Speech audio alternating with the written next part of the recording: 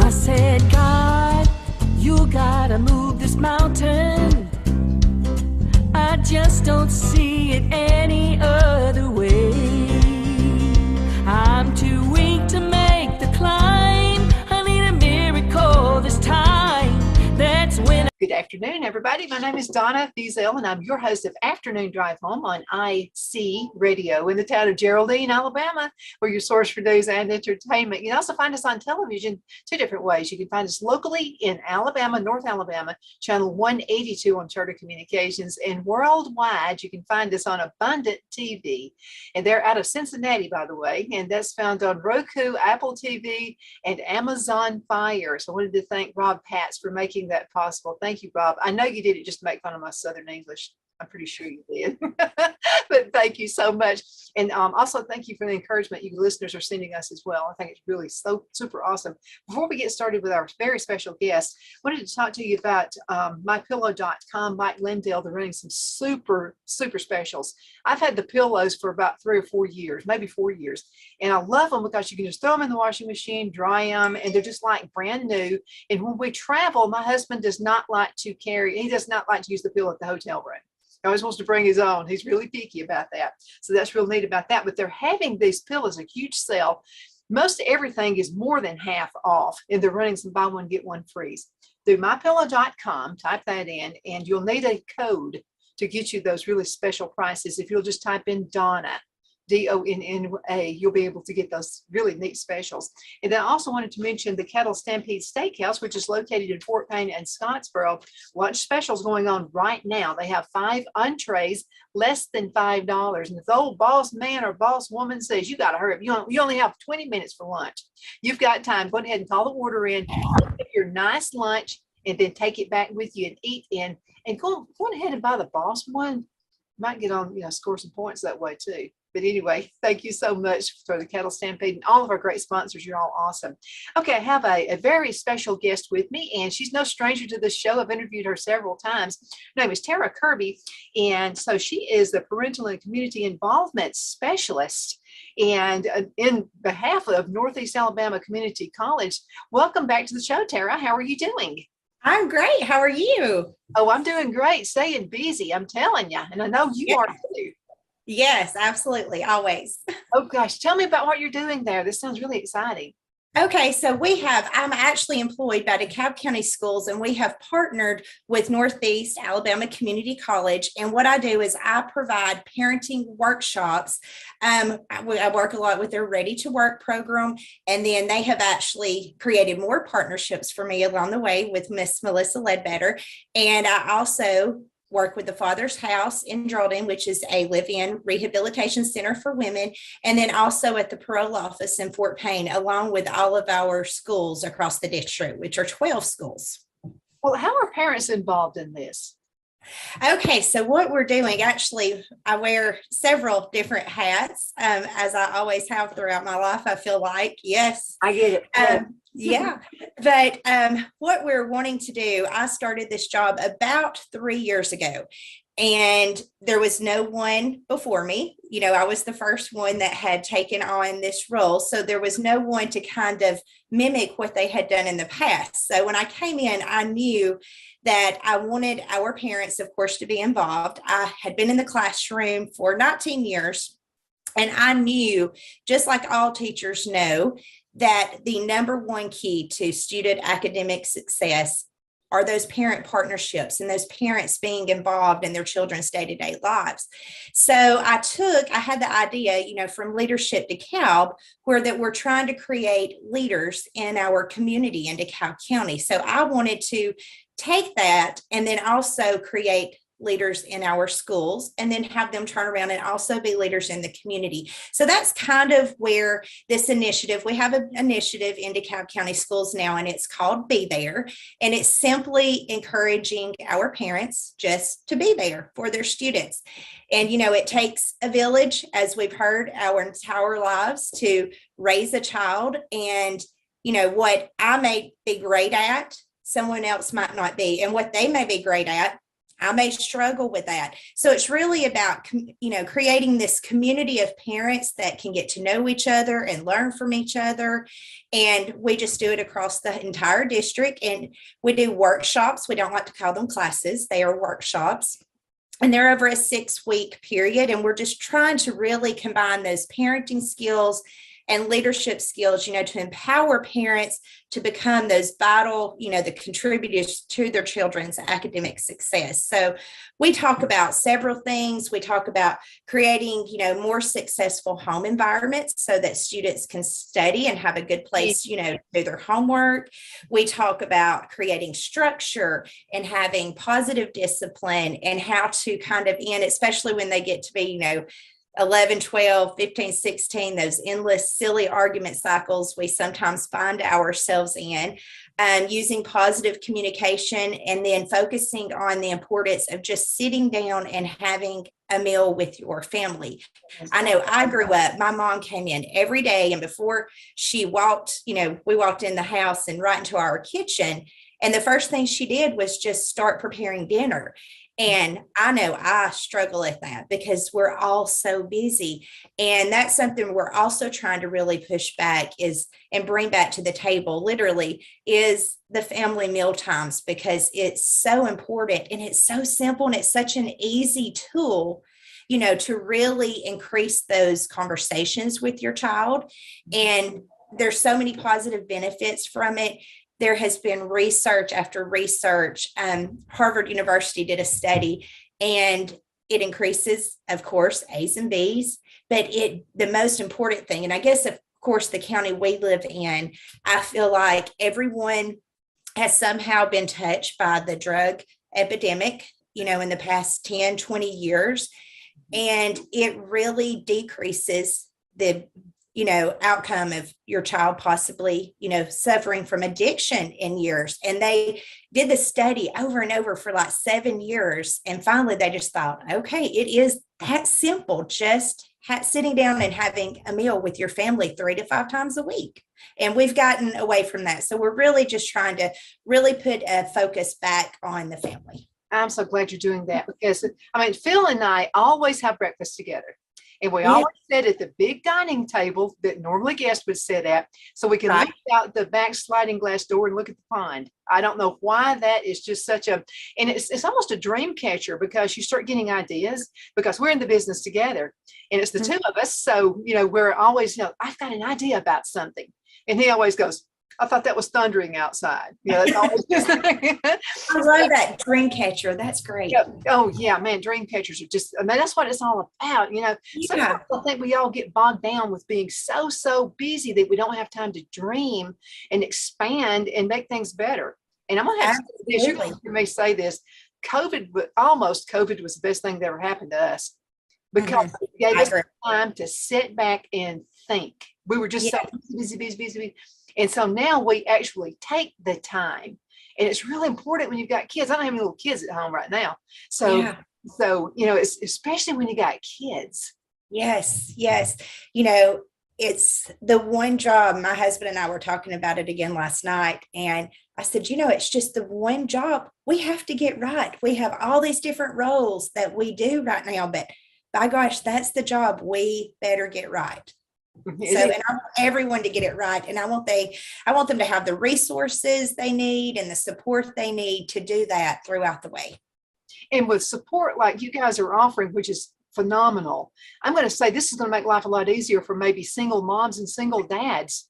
Absolutely. And I'm going to tell you what, sometimes people say, well, I'm done. I can't raise kids. I'm a single mom, single dad. I've been a single mom before, and you can do it. Absolutely. Question, Tara, how can you be, if you're a single mom, single dad, how can you be the good guy and the bad guy? Hey, both. And we talk about that a lot, and it's not just the single mom or dad. It's also, we have a lot of grandparents, having to do it again. And a lot of times those single moms and dads, they sometimes have their kids split between two households. And that can be hard sometimes because you have different rules here than you do at the other place. But we really just talk about also, if that is the situation that that child is in, just trying to come together for the good of that child and having some consistency, letting them know this is, these are the rules no matter which home you're in. But as a single mom or a single dad, it's really just, I think, also trying to balance that time, because they're working, they're having to get them to school, and if they're in activities, and that's where you also need that village. You need help and you need support. Absolutely. And you got it going on here, everybody. You absolutely do. I also wanted to mention kind of a generation gap between grandparents and kids and their grandkids. Now that's going to have to be tough, because what I knew a little bit more because we were in the business. So I knew we used to own an internet company and what have you. So I was steps above my son. I know he could try things, and I would go, I know exactly how that works. Yeah. But you got to think about grandparents who they do Facebook or something like that, but they're really not beyond any of that. And we've got to be so careful with what the kids look at on the internet. Oh my goodness, absolutely. And we've talked about, all these negative influences that can have an effect on our children. And one of those, social media and what it can do, not just our kids, but, adults have went through it as well. The self-esteem issues that we struggle with. And then, you can bring in, all different other things associated with mental health. And, I do these classes. I just feel like I live and breathe this stuff. And I had a friend that I work with, and she said, I have a son, Jace, who's 9. And she said, oh, I watched Jace's TikTok the other night. Had no idea that my child had TikTok. He didn't have a phone, and I didn't have TikTok that I knew of, but he had put it on my phone. I didn't know it. And he was making TikTok videos, and I thought, here I am trying to help people and be a support system for them. But we all fail and we struggle. And that was something that I had just let slip by me. So, it was just a learning lesson for me as well. Yeah, I can imagine so. But and then I see too many whodunits. I mean, I probably need to stop doing so much of that. But you'll see time and time again. I'm talking about real stories, not made up stuff.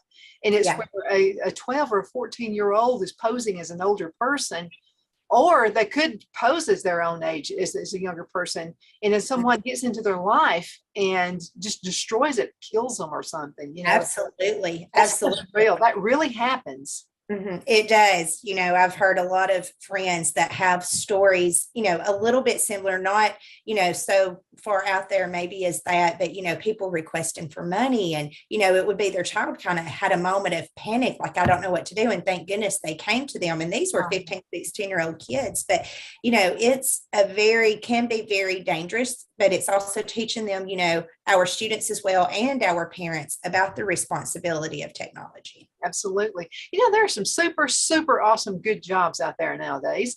And I told Melissa Ledbetter about this. I said, Melissa, if I were in high school now in the 11th and 12th grade, I'd go get those certificates.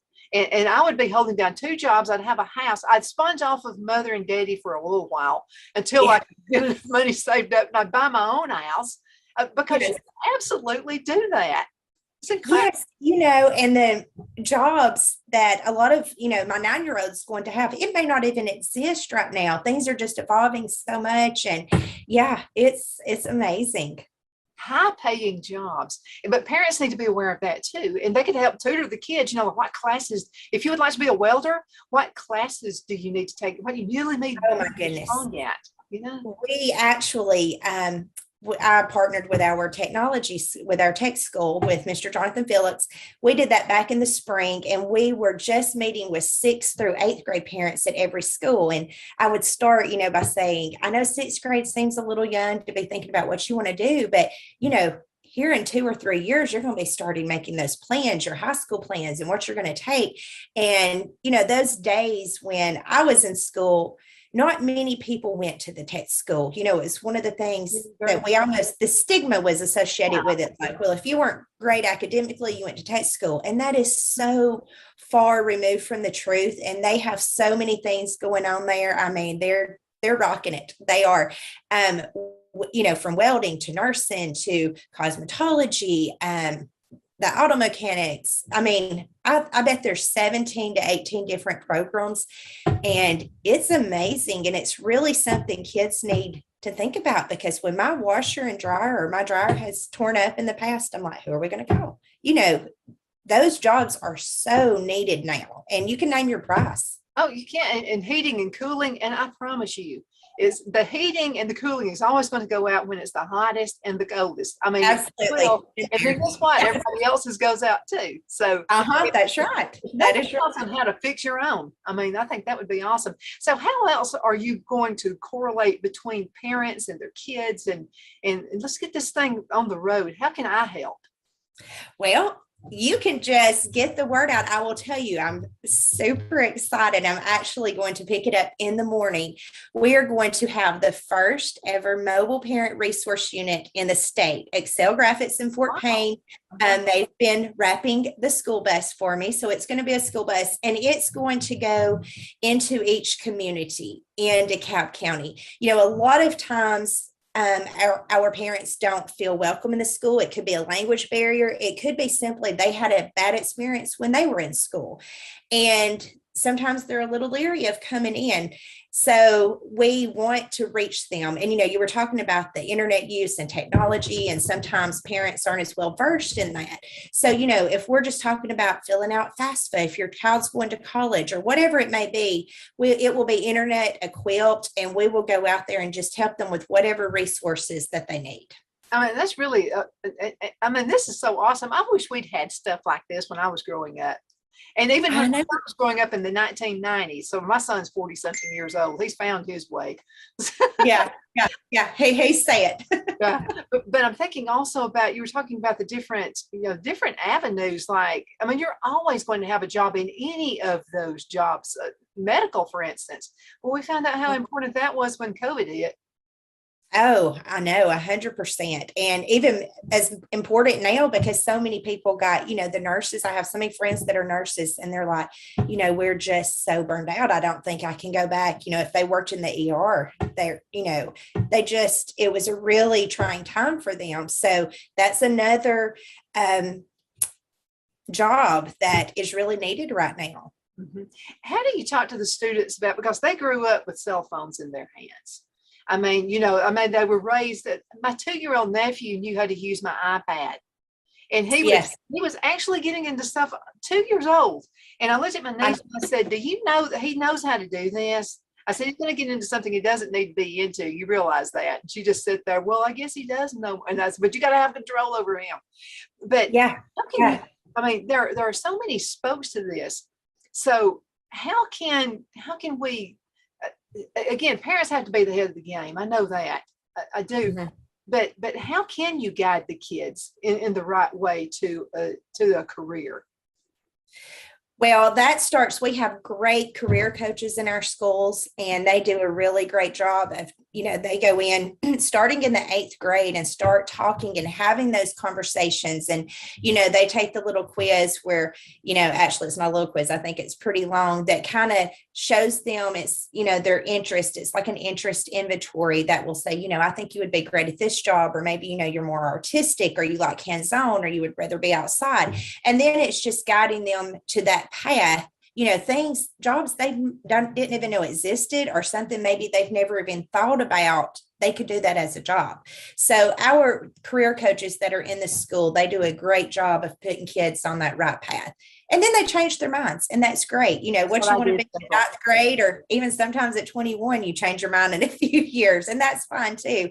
But it's just letting them know all the opportunities that's out there, and really also focusing on the opportunities in DeKalb County, what there is to offer, because we really want, you know, to keep our kids, if we can, in DeKalb County. And then, you know, just from a political standpoint, I'm on the town council in Henniger, and we're really trying to bring in different industries so that we can keep people in our town, as I know our municipalities across the county are trying to do. We want to make that happen. Mm-hmm. I would like to see some of us get some of the runoff from Albertville. Albertville is growing like gangbusters.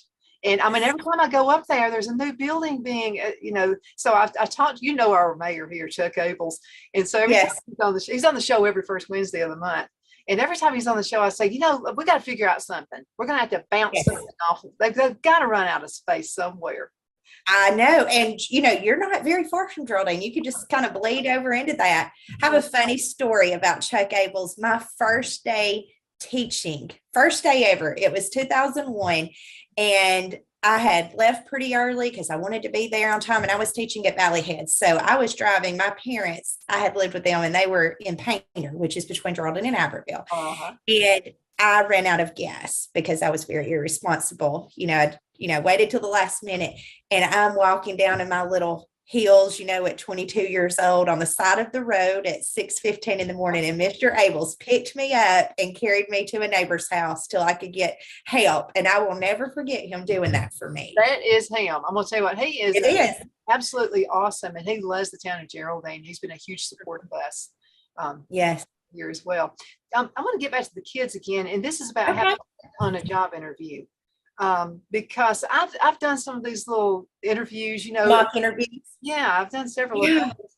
And the thing I'm noticing is that they won't look at their cell phones. And again, it's the way we've let them go. I mean, so how can we encourage them to not do that? Because I'm just going to tell you, if you're listening right now and you're on a job interview and you're using your cell phone, you may run into somebody old like me who's going to go, whoa, they're going to be on their phone playing on it all the time. So Yes. Is that something else that you guys work with the kids about? Absolutely. I don't know, you just said you've participated in some of those mock interviews that we do in the schools. They do those with juniors, and they are so ready when they come in there. A lot of times, some of them might be a little bit more shy and not as talkative, but they really focus on, of course, not bringing your phone in at all, but making that eye contact, having a firm handshake. To this day, I remember that was one thing I was taught when I was young, was you look someone in the eye and have a firm handshake. And that sticks out to me now. If I meet someone, I'm like, well, they didn't have a very firm handshake, but just giving them those experiences and practicing with different people. If you've come in, I'll be there sometimes. We'll have board members or different business owners. And I think that really gives them a good experience, when they have to go, because a lot of them are trying to work now doing work release programs. So it's really a good help. Mm-hmm. Absolutely. My granddad did the same thing. He used to work for the USDA. So I graduated out of high school, working my way to through college. And so I was going on a job interview, and my granddad said, something I just want to tell you, if you're going to flip burgers for a living, you be the best burger flipper they ever had. And Absolutely. That's right. Pick up the broom and sweep. Don't just set on, and you'd be amazed at what that does. And for kids who are listening out there, Phil's brother owned, my husband's brother owned a bunch of TV rental stores. Thought he wanted to be out of the business, thought he wanted to retire, decided he didn't want to retire. He was used to being busy. So he took a job at McDonald's. And we were like, what? You're like just in high school. So you really want to flip burgers for a while?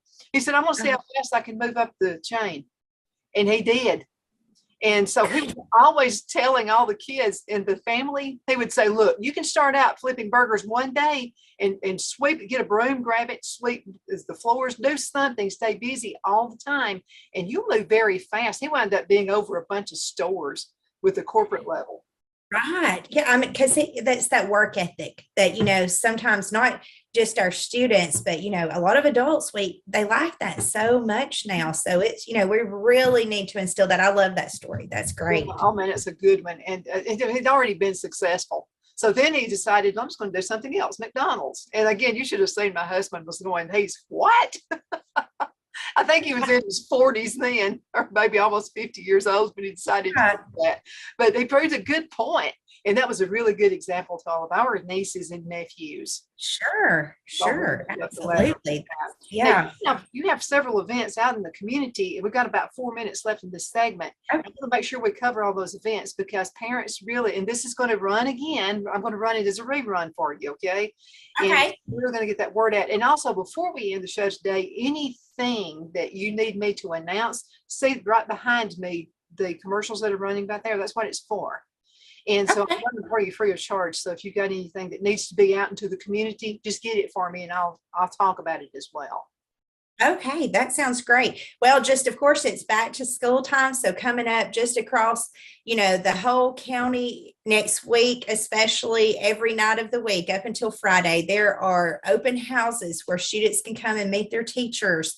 And, the orientations, how's the parking lot going to work this year? What's the car rider line going to look like? All those things are coming up, but something also, with Jennifer McCurdy at the Chamber of Commerce in Fort Payne, we have partnered with Thrive, which is a business out of Chattanooga. And because all DeKalb County students, they will be receiving free lunch this year. That's from the USDA grant. And because of that, they will all qualify for $30 off their internet bill. If they use a hotspot, then it'll be off their phone bill. Whatever streaming or internet service that they use, every kid in DeKalb County will qualify for that now. So that's something that I'm going to be coming into the schools and doing over the next few weeks, is trying to get every family signed up, because, that's over $300 a year. And with gas the way it is, and especially groceries, that can make a little difference in everyone's lives. So that's something we're really excited about, to be able to do that and offer to our parents. Well, that's awesome, because Jennifer's going to be on the show, I think, Monday. Oh, okay. Check. So I'm sure she's going to be talking about that as well. Oh, she will. We joke anytime we're in a meeting together, Melissa and Jennifer and I, they really don't ever want us in meetings together, because we just kind of, tend to run with our conversations, and they need to separate us. So that's good that we're not on here together today. No, I think that's good, because it really opens up more conversation, and it really gets your mind out there. So I'm all for it. I wanted to ask you a question. We used to live in Charlotte, North Carolina. We moved back home back in 2013, lived there for about 9 years, and they had a lot within the schools. And this is just an idea. I don't know if anybody's thinking about this or not, but within the schools, they were talking about how kids can eat right, not eat so much fast food. And so several schools there have a garden, and it's like a community garden for the kids. Has anybody thought about that? And it gives them a little hands-on work too. And so the kids live in the garden. Well, okay. And I'll try to make this quick, but I have written 2 grants through Blue Cross and Blue Shield. They're called Be Healthy School Grants, and Henniger received it. Valley Head just received it last year. And half of that money, actually, some of it went to health and fitness. So we bought a rock climbing wall at Henniger. I can't remember what they purchased. Oh, new swing sets at Valley Head. But the other half of that money, we did raise garden beds. So yes, it's fantastic. And at Valley Head, they actually decided that other than wooden garden beds that had been more sustainable, they use large feed troughs and kind of drilled holes in the bottom. So they're doing different types of herbs and all the vegetables. Well, then the home ec teacher, who is amazing, her name is Miss Barbara Neal. She is going to bring classes in and actually teach them how to, use those fresh herbs or the fresh vegetables and different dishes you can make with them. So yes, that's already happening. Oh, wow. Okay. I just knew that would be awesome, because it was so great. And most of the kids coming in, I used to have a talk show there as well. And I interviewed several teachers, and they said it was amazing. The kids were just so amazed that a tomato grew on a vine. They thought you just got it at the grocery store. Right. Or that it's, there's not green tomatoes and red. They're the same thing. Absolutely. Okay. We're going to have to call it a day.